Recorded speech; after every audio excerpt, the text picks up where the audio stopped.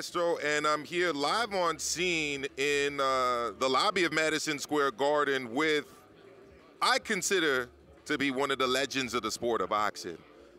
This man is second to none in Canada, second to very few in North America and the world. I'm obviously talking about Mr. Russ Abner himself. How's it going, Russ? I'm good, brother. Thanks for having me, man. It's a really nice intro as well. No, absolutely. Look, I'm here on behalf of the Boxing Voice, in addition to my own channel, Maestro, and why don't you just give us a rundown of some of the greats that you've worked in the corner of? I know a lot of people know you from David Lemieux as lead trainer, and I'm going to ask you about Lemieux in a moment, but why don't we just talk about who you're working with right now? Well, I'm proud to say that I'll be in the corner for the co-feature here at Madison Square Garden with Liam Smith in a hell of a fight against Jesse Vargas, and Jesse's a good guy. I've worked with Jesse as well. As a matter of fact, I worked with Jesse for 2 fights, one in Macau and the fight against Timothy Bradley, you know, so how can you have a bad fight with these 2 guys who come to fight? So I'm looking forward to that, and there's not many better places than to be in the center ring at Madison Square Garden. I mean, it's a special feeling to be there, and I'm proud to be there. So I've seen you here a couple times for Loma fights. Who else have you worked with here at the Garden? I worked with Rivera, Wilfredo Rivera. I've worked with Sergio Martinez here at the Garden. Worked a lot of fights in the Hula Theater. But the big room is the big room. I was here with Callum Smith when he knocked out Hassan Ndam. So I remember that night we were stood on the ring apron during the introductions, and I turned to Callum's brother, Paul Smith, who was in the corner with us, and I said, "This is where Angelo Dundee and Ali stood in '71. You know, I said, this is special, you know, and it is special. I've been here with Mick Conlon as well. So yeah, it's always great to be at the Garden, man. I love New York. I love the Garden. I love part of the boxing lore that is the mecca of boxing, and it's a town. Even the town itself, it's a town that's, to me, designed for my lifestyle. You know what I like to do. I'm a night owl. I like to eat. I like to eat in different restaurants and holes in the wall and discover a new place. So I love New York, man. Well, you're in the right place for that. So, look, right now you're working with arguably the greatest fighter in the world. Definitely one of the greatest fighters in the world. I'm talking about Alexander Usyk, 4-belt undisputed former cruiserweight champion, moved up to heavyweight, beat Derek Chisora, who we know is super tough. I know you were there for that. Followed that up with a huge win in Tottenham Hotspur Stadium. You were there for that. Against AJ, obviously. Talk to us a little bit about where Alexander Usyk is at right now, and kind of the plans for Team Usyk in the immediate future. Well, thankfully, you know, he's been able to get out of out of Ukraine with everything that's going on there, which is just terrible, you know, what's happening. But he was able to get out of there and hopefully, you know, start training camp. And we're waiting for an announcement for the rematch with Anthony Joshua. So I'm looking forward to that. I hope that his mindset is right, and I hope he has the opportunity to relay to the world everything that's going on in Ukraine and what the tragedy that's happening there, and make the world even more aware, have his platform to make the world even more aware of the atrocities that are going on in Ukraine, because it's very sad that something like that should be happening in this day and age. And you know, I think that's going to be major motivation for him going into the rematch with Anthony Joshua. Yes, of course, war is a terrible thing. You said it right there. I mean, an untold atrocity. Anytime human beings suffer like that, it's a terrible thing. People may not know this, but I know this of you. Your family's, you have roots in Lebanon. I mean, I'm sure you have heard things about the horrors of war, so I know this is something that must touch you on a personal level as well. Yeah, you know, and as a human, it touches me, regardless of nationality or whatnot, you know. It seems like we should have been past this by now, but for whatever reason, you know, humans have a tendency to want to hurt others, you know, and usually it's always the civilians that end up paying for this, you know. They become the casualties of the war, and it's almost like, you know, 2 bullies going at it with each other and then hurting everybody else around them, you know, and they're not even involved in that. And I have some great friends in Russia who are opposed to what's going on, and they are suffering as a result of the actions, like economically, their families, their reputation, the way people perceive them, they're suffering because of what's going on as well. I mean, nowhere the same way that obviously the Ukrainians are suffering, where their buildings are being bombed and people are dying, civilians are dying. It's not right. And you'd think as a species we would have evolved from that. I don't have the right answer for it, brother, but it's sickening to think that in 2022 somebody can just roll into a country and start bombing away, and the rest of the world sits back and watches and says, oh, no problem. Same thing that's happening in the Middle East, the things that happen there. It's not right. No, I mean, it's not right. And, I'm living in a country, obviously, that has seen its fair share of overseas invasions, conflicts, whatever you want to call it.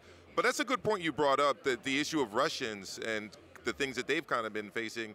What do you think of it when people like Bivol are like attacked, even though they've mentioned that they want peace and they have got nothing to do with the conflict? Yeah, I'm kind of torn on that, because obviously the fighters like Bivol, or even the hockey players that are playing in the NHL, the Russian hockey players and whatnot, have been allowed to pursue their careers and make money doing so as Russian citizens. But yet the citizens in Russia are not allowed. They're on economic sanctions the world over. We can't get things in and out of Russia. You can't do business with people in Russia, and the people in Russia are being punished, yet the privileged, like the hockey players or the boxers, are allowed to be out fighting. And I think that's a little bit hypocritical, of what's going on. If you're going to impose the sanctions, impose the sanctions. It should have to affect everybody to make a difference. But if you're allowing those guys to make the millions of dollars, what reason would they have to speak out against the war or say that this is wrong?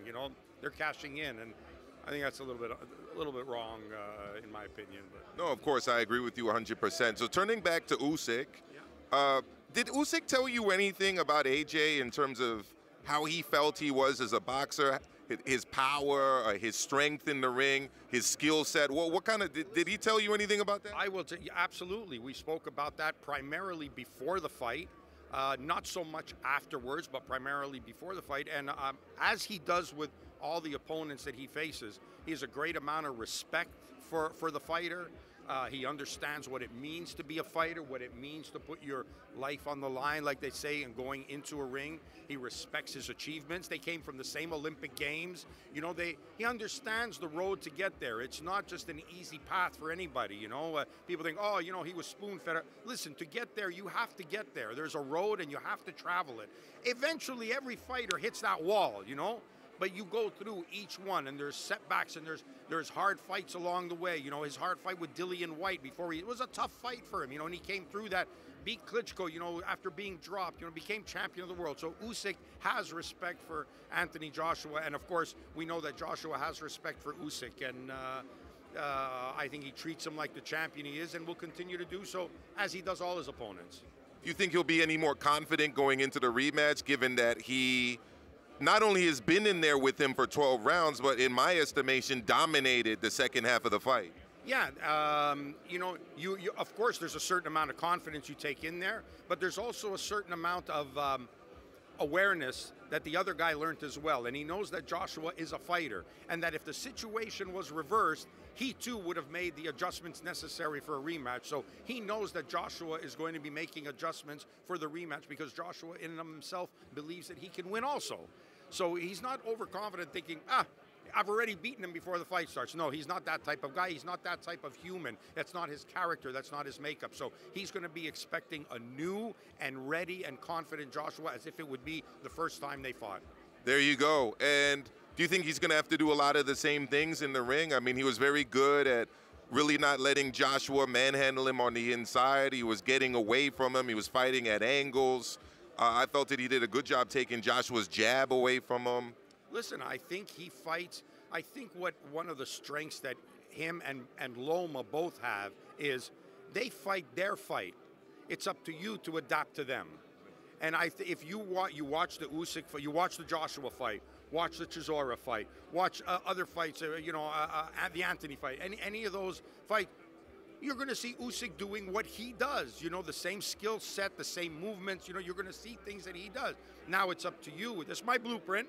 Now it's up to you to adapt to me. And I'll tell you, for whoever fights either one of those guys, you better have the gearbox and the engine to go rounds, because these guys, and I'm even more impressed at how Usyk does it.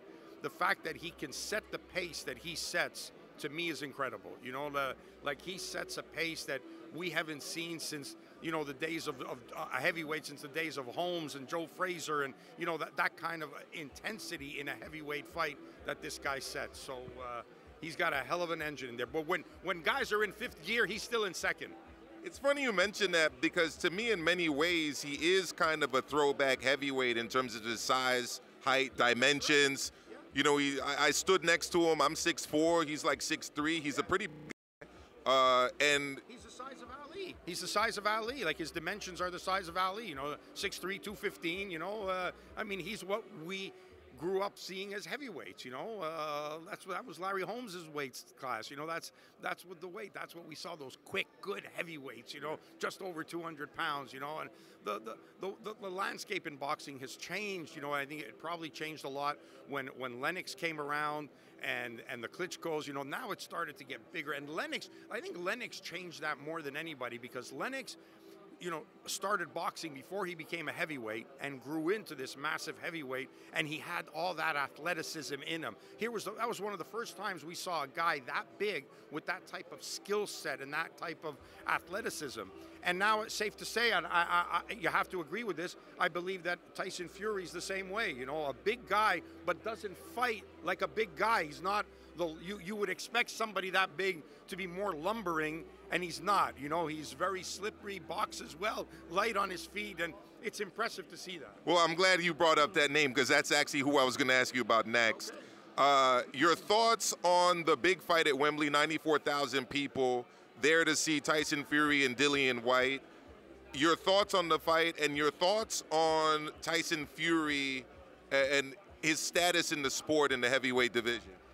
Listen, I think he's established himself as a serious guy that's going to give trouble to anybody at any time in history. You know, just based on his size and his athleticism.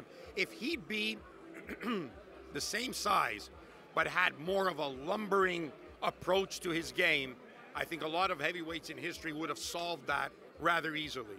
But the fact that he's so nimble and he's able to get away from punches and he can let his hands go without loading up, I think says a lot about the guy. And I think, you know, he'd have been a nightmare for anybody in boxing. And I think his performance was flawless against Dillian. And I think he handled him easily and then took him out with one shot, and deservedly so. There you go. And in terms of, I know you're expecting, I know you're training, you're working towards an Usyk victory.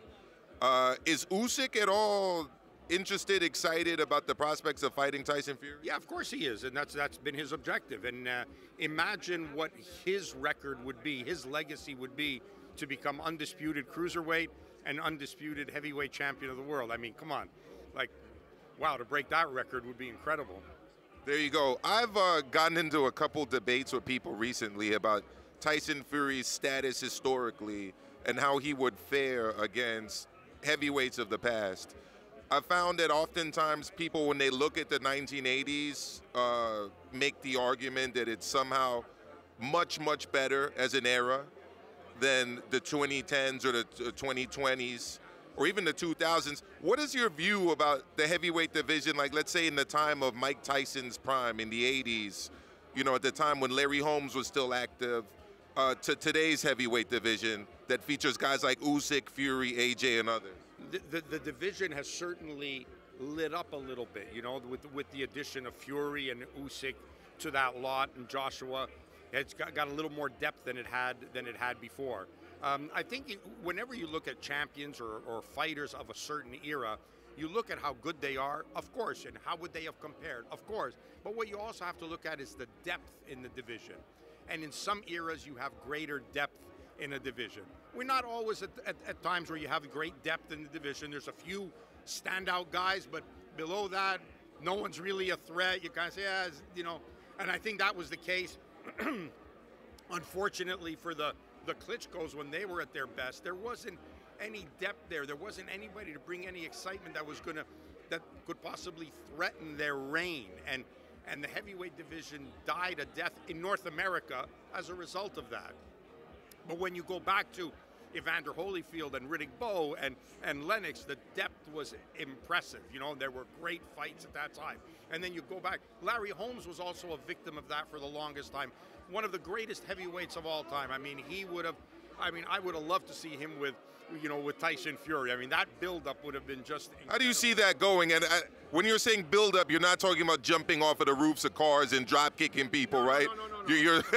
I'm talking about, the credit that Holmes always craved in his career, going against a guy who's nimble and agile, and because you remember Jerry Cooney was a little bit stiff, and Holmes, he was dangerous puncher. Fury might not be the same kind of puncher that Cooney was, but he's more limited. So now Holmes would have had to adapt to that.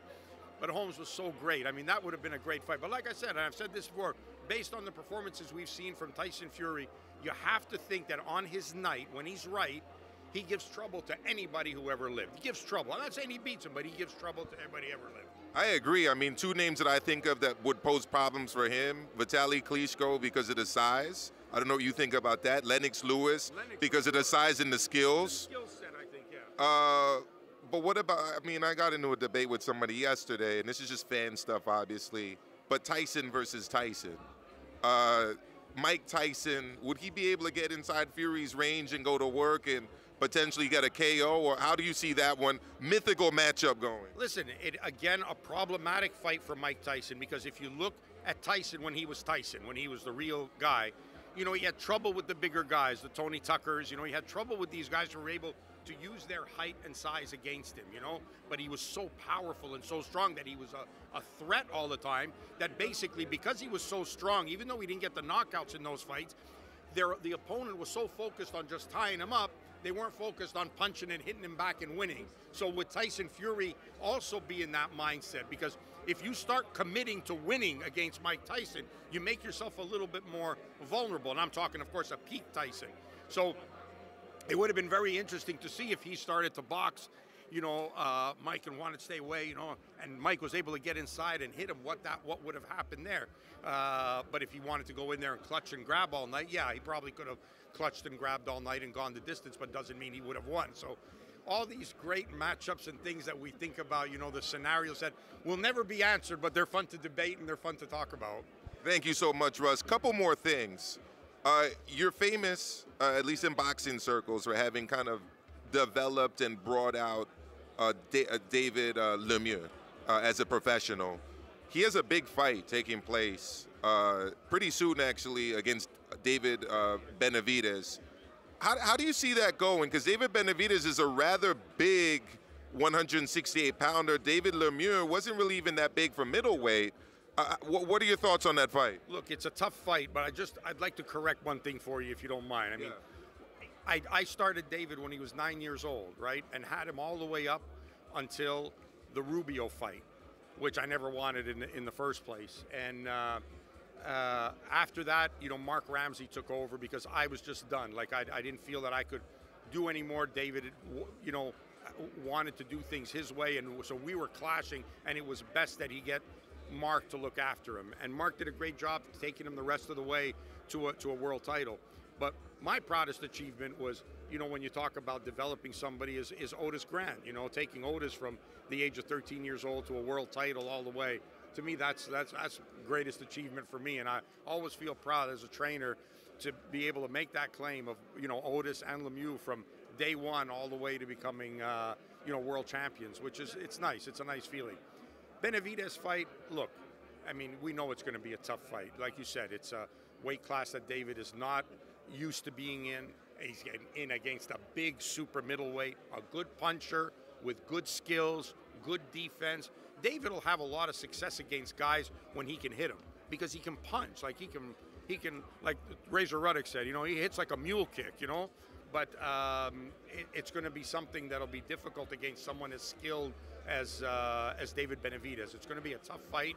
But I think Triple G proved just how much respect he had for David, where everybody else, he went after them, Triple G did, to knock them out. I mean, and with David, he didn't. He used the jab and boxed because he knew how dangerous David was before he put the power on him. So I think Benavidez also shouldn't take the power lightly against Lemieux. I mean, let me tell you something, Russ. When it comes to like brutal knockouts, the two most brutal knockouts I've ever seen, one was in a gym in Montreal where Adrian Diacono just leveled this dude in a sparring session. And the other was David Lemieux against Curtis Stevens. I was actually ringside for that fight. It was scary. So absolutely, he's got some power, and that hook of his is really next level. Let me ask you though, just to wrap things up. I talked to you before we started the interview about my time in Montreal. I actually had moved there because of boxing. It was a hotbed at the time. At the time, I mean, I'm trying to think of names. We had Leonard Doran, the former lightweight champ. Stefan Boulet, Eric Luca, Adrian Diacono that I just mentioned. Oh my goodness, he was something special. Who have I missed? Stevenson was still an amateur. Boutte, Jean-Pascal was still an amateur when I was there. But talk to me right now a little bit about the Montreal scene, because at that time, I mean, I would have made the argument that it was like up there as top 3 in North America as a boxing city. Right? So what's the scene looking like in Montreal? Because it's been decades since I've been out there. No, look, obviously, you know, everything's rebuilding back now because of COVID, you know. So, I mean, it had to go through a lot of problems as a result of COVID, no fans, getting fans back in. So it's on the rebuilding stage. I have the Tiger, Groupe Yvon Michel are putting fights on in the casino, trying to bring it back. But you're dealing with the pandemic situation and the protocols and everything that had to go on as a result of that, and all the restrictions, and you're still under a threat every time a fighter's about to fight. Kim Clavel was supposed to fight for a world title, you know, gets COVID, fights canceled, so you're dealing with that. So it's not the same, and it isn't anywhere in the world, you know, but it's coming back. But you're right, I mean, at the time, and it's been like this for years, you know, and no one took notice of this, but Montreal was a fight capital, so much so that Showtime, HBO, and ESPN all came to Montreal to do fights, and that's rare, you know, so that just goes to show you what Montreal's really like. And I saw it, and I was there before anybody else knew about it, you know, that Montreal was that fight scene, going back even into the late 70s and 80s of how important boxing was, but no one took notice of that, you know, and we knew how important Montreal was on the fight scene. Well, I mean, they hosted Leonard and Duran. Yeah. I mean, anybody could have hosted Leonard and Duran and you'd have filled the stadium because it's Leonard and Duran. But they were putting in 20,000 people at the old Montreal Forum for Canadian championship fights. You know, Hilton and Couson sold out the Forum twice. Nicky Furlano and Gaetan Hart sold out Paul Sauvé Arena for the Canadian lightweight title. I mean, for Canadian championship, you were packing the place. And that showed just how much boxing was part of the Quebecois soul, the sporting soul of a Quebecois. Boxing was there, and they supported their local guys, and local matchups were so important. And I believe that if boxing is to come back in Montreal the way it did, those local matchups have to start happening again. 100%, Russ. Thank you so much for your time. My pleasure, brother. It's always nice talking to you, man. We'll do this again. Absolutely. Oh, real quick, though, just let people know where they can find you, because you're a boxing savant, brilliant mind of historian. You've got a YouTube show, right? Yeah. And you're also on television, so just quickly plug that, please. Yeah, we do a podcast with Matt Cassavin called Calling Russ Abner. We do it once a week. We try to do it once a week, you know, just recap what's gone on in fights that have happened and preview upcoming fights that are going on. And I got, you know, I'm not much on social media. I'm on Instagram a little bit, just at Russ Abner, and Twitter the same thing. So, you know, that's where we're able to communicate, and I'm happy to do that. And where they can find me is wherever there's fights happening, and usually I'm somewhere at a fight. So I hope I can keep doing that for a long time. There you go. Thank you again, Russ Abner. Absolutely. Maestro, on behalf of the video, feel free to hit the like, subscribe, and share. As always, if you want to support us to the next level, head over to the patreon.com/ThaBoxingVoice. We have tons of exclusive, from Border Wars, Entitled, betting shows, the list goes on and on and on. But in addition to that, if you guys have questions for fighters, trainers, and promoters, this is where you can submit them. We will run out get these questions answered and put it back on the show just for you guys. Appreciate it. Peace.